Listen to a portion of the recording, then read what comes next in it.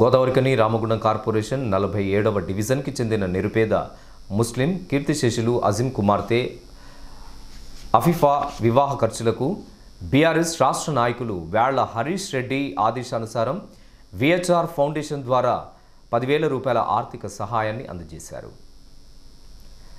మాజీ co-option member Tasnim Banu Zahid Pasha ఆధ్వర్యంలో తస్నిం బాను శ్రీనివాస్ మాట్లాడుతూ సప్త సముద్రాల అవతల అమెరికాలో ఉన్న రామగుండం నియోజకవర్గంలో ప్రతి పేదవాడి కష్టాన్ని తెలుసుకొని వారి సమస్యలను పరిష్కరించే విధంగా ఆర్థిక సహాయం అందించడంలో వేళ్ల హరీష్ రెడ్డి ముందుంటారని, ముస్లిం సమాజంలో వారి సేవల వలన చాలామంది పేద కుటుంబాలు లబ్ధి పొందుతున్నాయని, వారికి రామగుండం నియోజకవర్గం ముస్లిం సమాజం తరఫున ధన్యవాదాలు తెలియజేస్తున్నామని అన్నారు.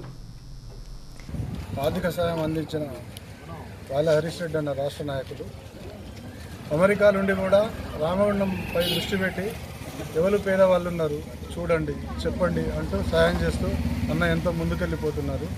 దానికి అన్నకు ధన్యవాదాలు.